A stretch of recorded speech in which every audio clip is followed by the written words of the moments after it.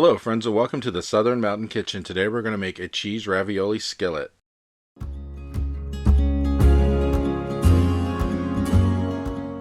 So what you see on my counter is what we're going to use to make this, and there really is not a lot involved in this, but it makes such a great meal, and there's plenty to go around. If you're cooking for a family, this is just a great thing to make because you can just pair this with some breadsticks if you were making it for lunch or dinner, maybe even a salad, and you are ready to go.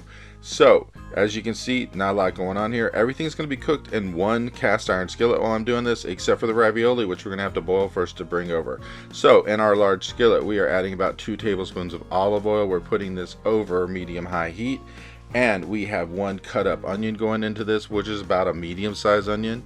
And we're going to cook this for a while before we add the beef in. So we're going to go for maybe 3 to 4 minutes just cooking the onion. We want to get it started on its way to being cooked. And once we get it pretty much there, we're going to add in a pound of ground beef. And we're going to go ahead and break that up because we want to actually cook the onion and the ground beef at the same time, get that flavor through it.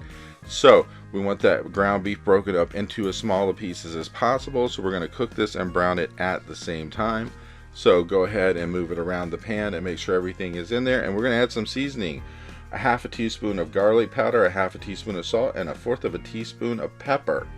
And get that in there and mix it around so that way it's going to get in all the ingredients and everything's going to start to merge together here to get some good flavor going.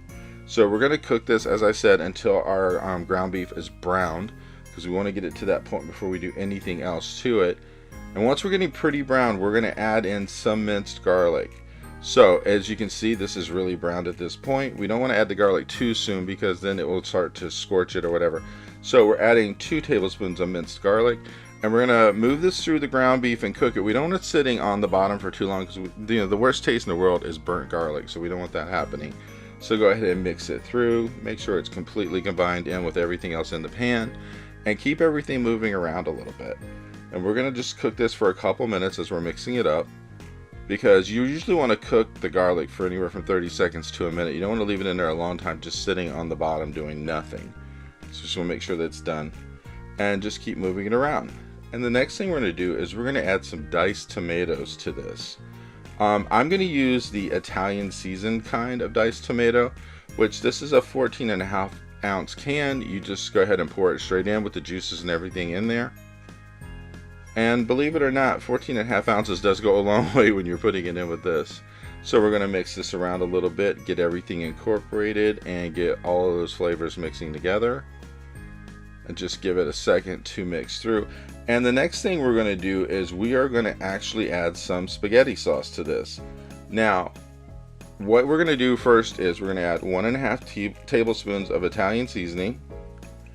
And then we're going to bring in a 24-ounce spaghetti sauce after this. So what you're going to do with the spaghetti sauce, you can choose if you want traditional cheese, whatever herb, whatever taste you want in it. But you're going to need a 24-ounce kind. Now I used a jar. You can use the can, you can use whatever company that pleases you. But when I go to pour it in, I pour in like a bit of it at a time, mix it up, and then bring some more in after that, just for the fact that I want it to mix through and not splatter everywhere when you're putting it in. So I'd say put in about half of it, mix it up, then come back and bring in the rest of it after you've done that. So like I said, 24 ounces of a spaghetti sauce mix. And it doesn't really matter what company you're using. You can use whatever you want to. Whatever is your favorite, go for it.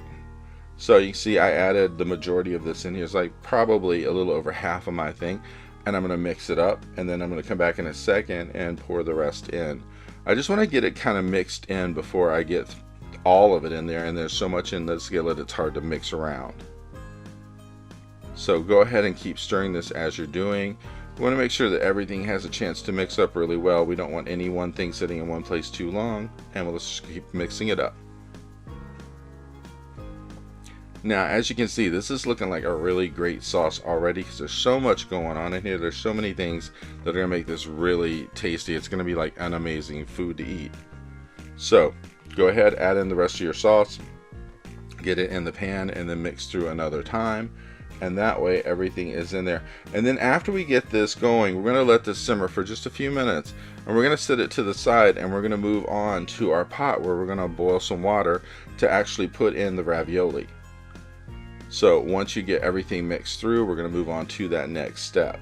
Now, just a reminder, you're going to need a large pot for this, and you're going to need it filled at least halfway with water, so that way actually all this ravioli will fit, because 24 ounces of ravioli is quite a lot. And we'll get to that point in just a second. And here's our water. We're going to add some salt, and we're going to use a little bit of olive oil in it. The salt's just going to flavor the ravioli a little bit. The olive oil is going to stop it from sticking together, or hopefully stop it from sticking together, and it should. And then we're just going to add in all of our bag of ravioli. So this is the ravioli you get from the frozen food section. It's just basically, there's a lot in these bags. Now, mind you can get different size bags. We're aiming for something around 24 ounces because we're not trying to overload this skillet with like tons of this stuff. But I'm putting the whole bag in here that I have. And this is really not expensive at the store, because I think literally I paid like $2 and something for this bag of ravioli. It was not bad because I got it at Walmart. But it's a good thing. It has a great taste, and when you put it with a really great sauce, it's just amazing. So we're going to cook these for the allotted time it says on the bag. And as they're starting to be done, because it says it takes like 4.5–5 minutes to cook these, they'll start to actually rise up on the top of the water, and you know you're pretty much at the point where they're done at that point, and you can actually get ready to move on to your next step. And that means we're going to be removing these and eventually adding them to the sauce.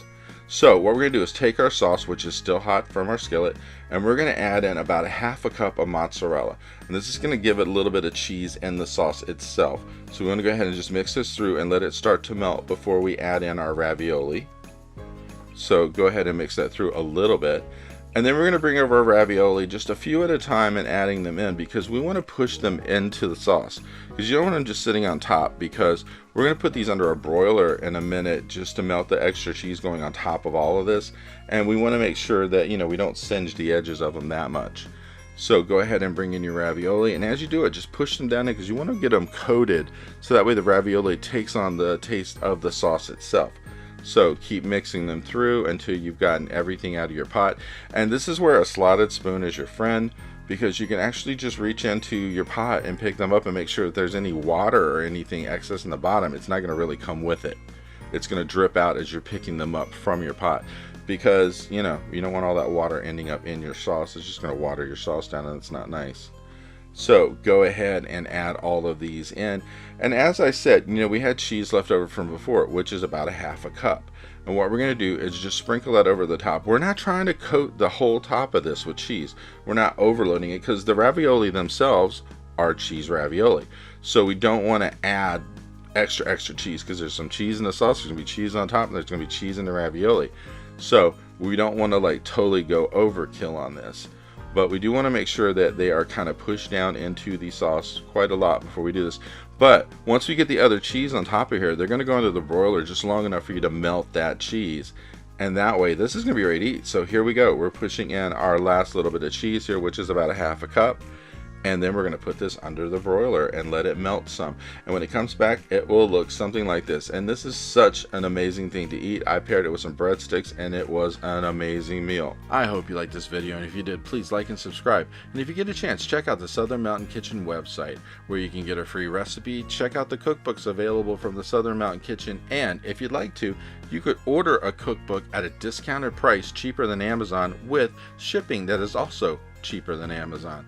So if you get a chance, check it out, and I hope you have a great day.